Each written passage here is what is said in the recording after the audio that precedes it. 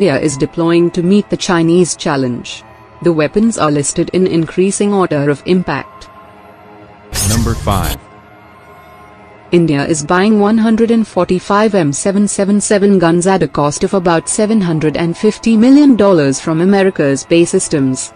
The M777 howitzer, a towed 155mm artillery piece, is a successor to the M198 howitzer. It is manufactured by Bay Systems' Global Combat Systems Division.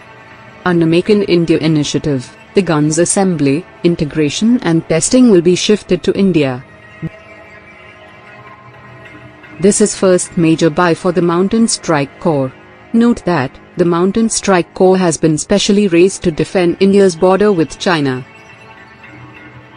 Artillery pieces don't get much limelight when compared to fighter jets or missiles, but are one of the most effective weapons in large-scale wars. They can obliterate armored regiments or infantry divisions, and can block the enemy from capturing territories. The M777 is designed with weight and size in mind. It is lighter than any other 155mm howitzer, having a weight of only 4,100 kilograms. The lighter weight and smaller size allows the M777 to be transported by the C-17 and C-130J aircrafts, CH-47 helicopter as well as trucks with ease.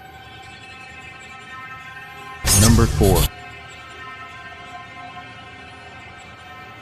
Chinese Navy has large number of surface ships as well as submarines. To counter this, India has acquired 8 P-8I Poseidon, and has approved further purchase of 4 more which will be delivered next year. P-8I is a customized export variant of the P-8A for the Indian Navy. The P-8 Poseidon is developed for the United States Navy by Boeing. It conducts anti-submarine warfare, anti-surface warfare, and shipping interdiction, along with an electronic signals intelligence (ELINT) role. It is equipped with Raytheon APY-10 multi-mission surface search radar, and many other sensors to detect surface and underwater vessels. It carries torpedoes, depth charges, SLAMER missiles, Harpoon anti-ship missiles, and other weapons for offensive intervention. Having a combat radius of 2,222 kilometers, it is ideal for patrolling the vast Indian Ocean region, and neutralizing enemy vessels. Number 3.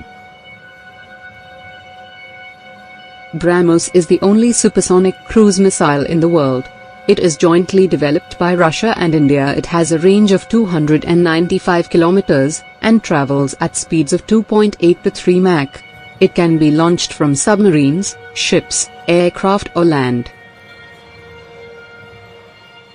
Its speed provides little reaction time to enemy air defenses. Guided by navigation satellites, its own inertial navigation system or independent radars, it can precisely hit its target. India has deployed BrahMos in 3 platforms, which are as follows. 1. Kolkata-class destroyers is equipped with BrahMos, and will be guided by very powerful MF STARS radar. 2. BrahMos has been fitted, and successfully fired from India's frontline fighter, Su-30 MKI. 3. Army is inducting a regiment of land-launched BrahMos, in Arunachal Pradesh, along the China border.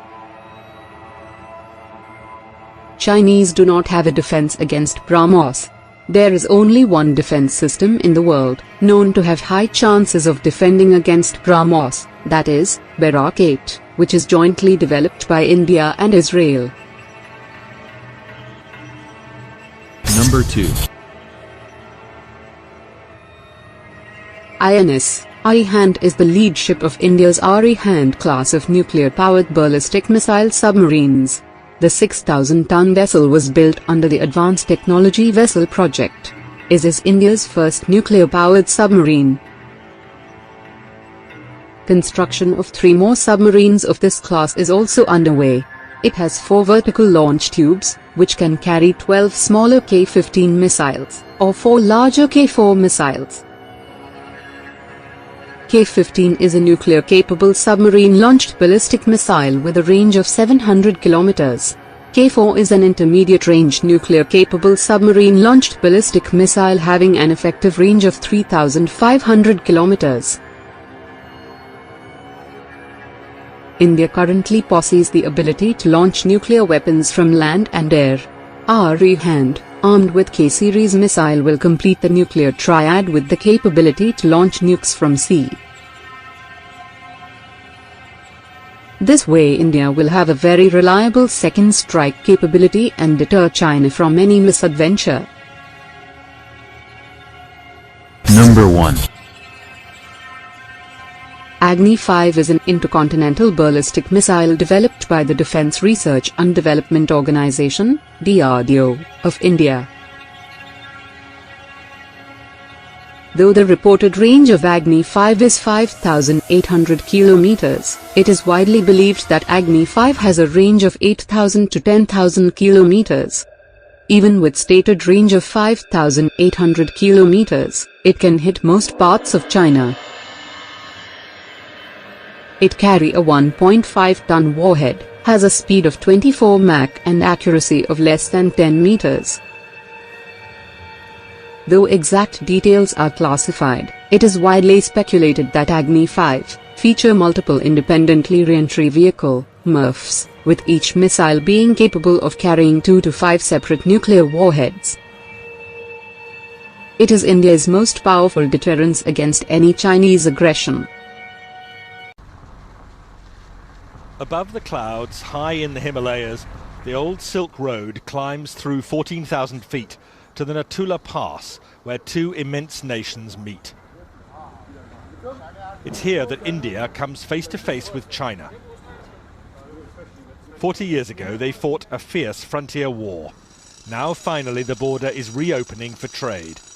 Symbol of epic change in both countries as they dash for growth and new riches. India and China together will shape much of this century for all of us. But who will be the winners and losers as they race each other to the top of the world? I'm setting off on a journey through China and India to watch the race unfold. First Shanghai, and the Chinese sprint from the very start. Welcome to take our magnet train. The airport train pushes through 430 kilometers per hour, 270 miles per hour, for a mere 8-minute journey. Impressive, undoubtedly. Vitally needed, hardly. But this train is a political statement. Be amazed, be very amazed by China's rise. Once China decided it wanted the fastest train in the world, there didn't need to be any public discussion. This isn't a democracy. In a one-party state, what the government wants, the government gets. The train seems to shout to the world, "We're overtaking you all." Arriving in India is a very different story. This doesn't immediately look like a country on a dash for growth. A taxi in Mumbai, the country's commercial capital, gives me far too much time for a close-up view of slums and jams. Most of India's roads are hopelessly inadequate, part of a lousy infrastructure. But what's holding India back?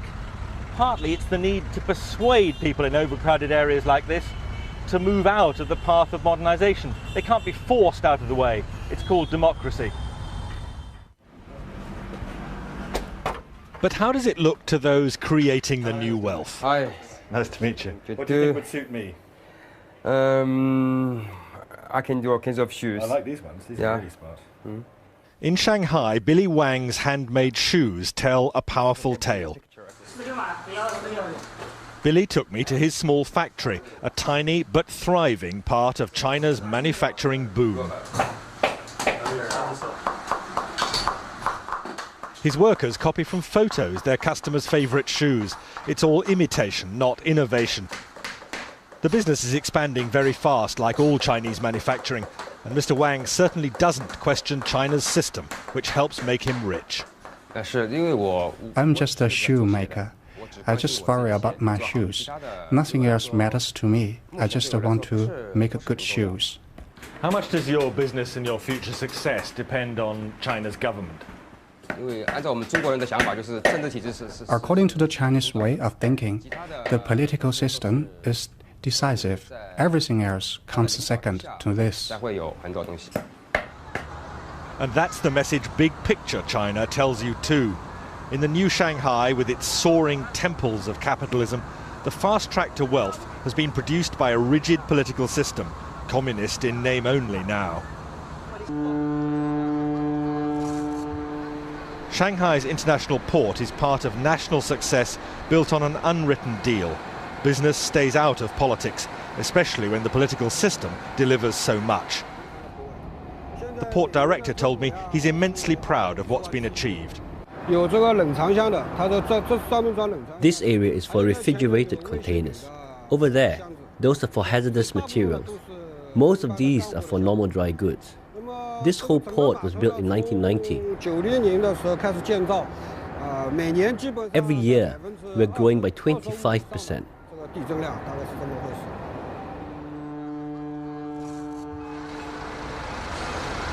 More than that, it's largely one-way traffic here. China doesn't buy much overseas, but produces vast quantities of goods for sale. China's achievement is simply staggering.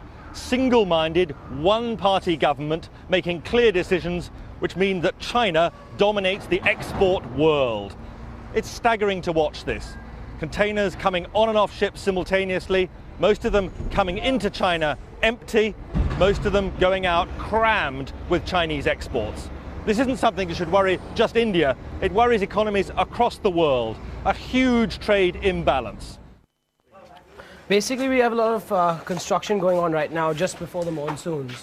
But in India, young risk-takers are not dismayed by China's success. The story of Tarun Tadani in Mumbai is typical. All our designs are basically finalized. Tarun is a man in a hurry to share in India's consumer boom, happening now. Tarun, still only 22, cut short studies in America to create this fashion accessories business. And the emphasis here in his design room, unlike China, is on innovation, not imitation. Here is all our new production. Next door in the workshop, a small team churns out low-cost fashion accessories for eager buyers among India's spreading middle class. Tarun insists India's cheap labour, combined with superior design skills, make a winning formula.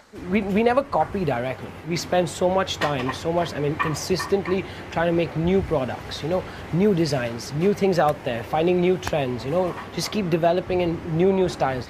So is this an exciting time to be doing business in India? It's an exciting time because you can see things happening, India is moving very fast, but it's like a boat. But if we can sail or we can even sink. I can't speak for the future, but I can definitely say it is definitely bright. It's a good path, and I think we are on the right track. And big picture India? Well, that stress on skills drives heavy industry too. Here at Mukand Steel, they can't compete with China's bulk, bog-standard production. Instead, they make only high-value specialist steels, meeting Europe's most exacting standards. I'll tell you, life does not get hotter than this. At the heart of a steelworks in India, midsummer, it's almost unbearable. But the Indians are justifiably proud of what they're doing here, not just competing with huge producers like China with a massive output of bulk commodity steel, but here making some of the world's finest high-grade steel, competing with anything that could be produced in other parts of the industrialized world. Most of this steel meets India's enormous demands, but also goes for export. This is an area of heavy industry where India sees opportunities for massive growth over the next 10 or 15 years, and where the Indians are convinced they have a huge edge over China.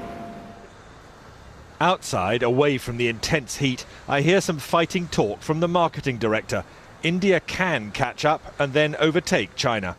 And I don't think China can sustain this kind of high growth rate here for next 3 to 5 years. Is India While India's growth rate for last year was 8.5% GDP, the current year has begun with 9.5% in first 2 months. And I think as we go along, we see acceleration of the growth rate as all the industry segments are.